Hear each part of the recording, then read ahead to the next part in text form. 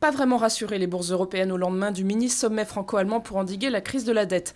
Gouvernement économique de la zone euro, règles d'or sur l'équilibre budgétaire dans toute la zone euro, une taxe sur les transactions financières. Les propositions du duo Sarkozy-Merkel n'ont pas convaincu les marchés.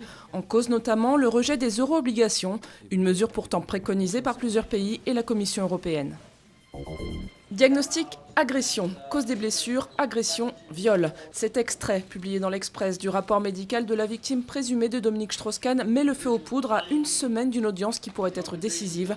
Réponse de la défense de l'ex-patron du FMI.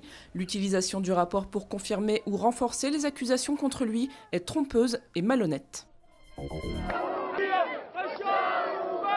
Opération communication pour le régime syrien à Deir ez-Zor, près de la frontière irakienne. Après 15 jours de combats meurtriers contre des opposants, les troupes du président Al-Assad ont quitté la ville, sous les vivas de certains habitants et sous les yeux des journalistes invités pour l'occasion.